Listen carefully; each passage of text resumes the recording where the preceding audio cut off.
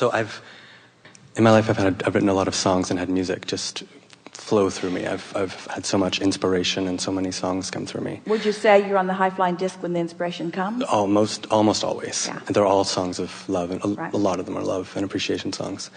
And for a long time, I thought that was my gift and my thing that I wanted to share. And I kept bumping up against this thing where I felt like maybe it wasn't enough, or I should be doing something more. That music wasn't, it's like it wasn't such a big deal. I know that there's joy in music, but listening to you and listening to learning and going through these processes, I felt like sharing this kind of work with people or helping people understand this better would be more useful or more valuable. And I sort of stopped having the inspiration to write songs for a few years, and I haven't really gotten back into that. But whenever I do sing, I love it, I feel great, but my inspiration or what I end up doing mostly is like Abraham stuff and learning and processing and figuring out what works and getting into the details of it and talking with people about it and doing little things with people about it and starting to potentially build a business in that direction. What I'm wondering is, have I kind of just stepped off my high-flying disc because I've been doing a bit too much processing and too much mental focus, and that's why the songs aren't coming, and then I'm just following this path because it's been what I've been focusing on? Or have I really found a new path, and I'm not sure. I keep going back and forth. You can tell by the way you feel. So the music called you, and so that's the path. And now something other or more is calling, and that's the path. It's really helpful to say about anything or anyone, you were there when I needed you, isn't the perfect terminology, but you were the evidence of the alignment that I had accomplished to that point. The thing that we like so much about the phase when you were really involved in the music is that it showed you firsthand so much more than words could ever teach you what it feels like to be in alignment, and then what happens. You showed yourself what the feeling of alignment really feels like. And that's why we asked the question, do you believe you were on your high-flying disc when that was coming? Because people write music from all kinds of discs, and audiences that are practicing different vibrational wavelengths are drawn to different music that has been written by different artists who have been on different discs. In other words, it's really a wonderful, perfect matchup that law of attraction does with all of that. But there isn't anything that any of you have meant to do forever, because your path is eternally evolving. That's why the relationship issue especially is one that's an interesting subject, because humans, you are so end-oriented, and so let me get it right first crack out of the box oriented, and we want you to be more open-ended oriented. We want you to be more I'm on an eternal path oriented. And so we would like you to feel, well, I don't know what I'm going to be doing later, but for now this is what's satisfying me the most, and so as long as this is what's satisfying me the most, this is what I'm going to be doing. Yep.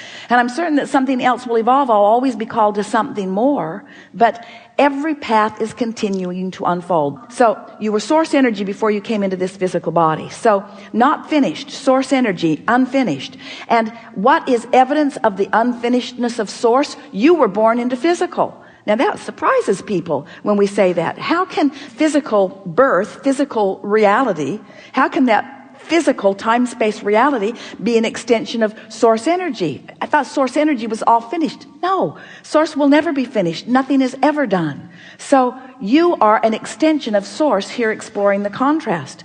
And out of that comes new decisions of what you want, which source becomes because of your exploration, you see. And then as you recognize the vibrational variance between what you have helped source become and what you're doing right now, and so you soothe that negative emotion by laying some new pipes, by thinking new thoughts, by letting some old pipes become more dormant by your attention to other things. Then you come into alignment with that newfound resonance, and now you're standing in a new place with a new set of contrasting experiences that starts the whole process all over again.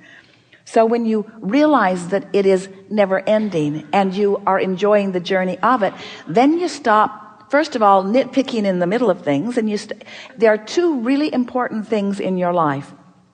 You've talked about them both today, and you're second guessing yourself on both of them.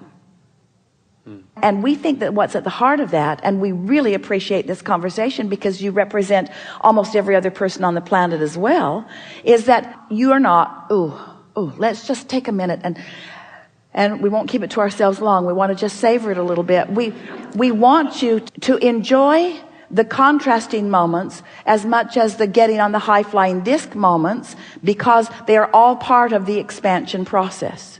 And when you do that, when you stop questioning the dips and start calling them clarifying rather than dips, when you no longer beat upon yourself for your confusion or for your contradictory thought, and instead are appreciating the clarity that is born from it, now you're standing in a now that's rich right now, but isn't finished right now, and you're not longing for some future event in order to fill the void, because there isn't a void now, because you're satisfied in your now and eager for more.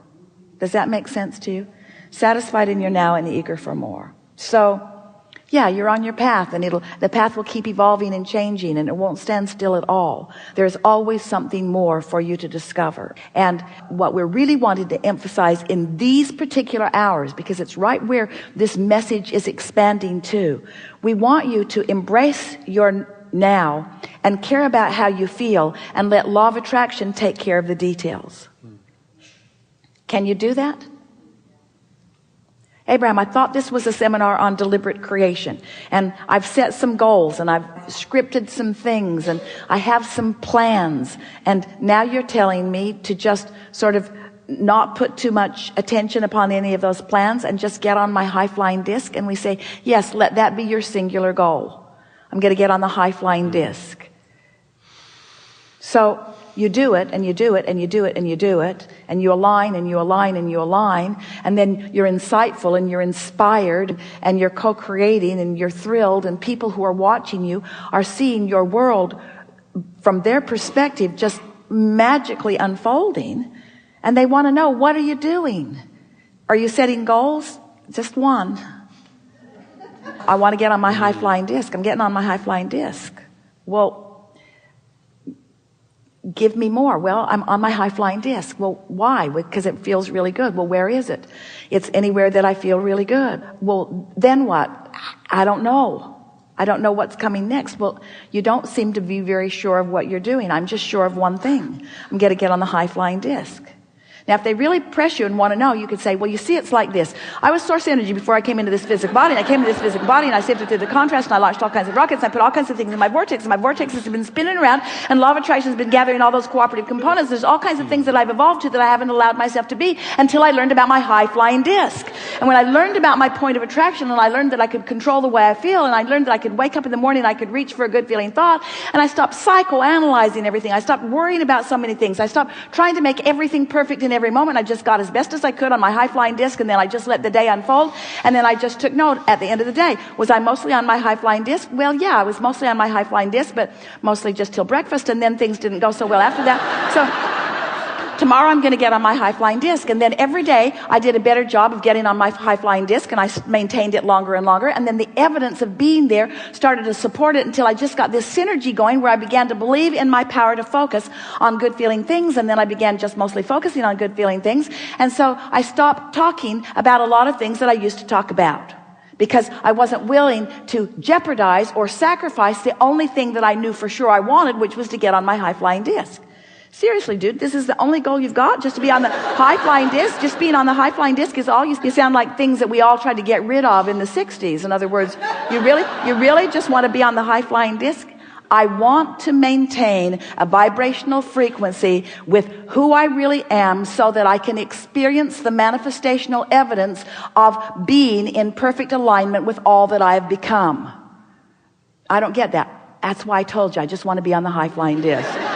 I just want to be on the high-flying disc. I just want to be on the high-flying disc.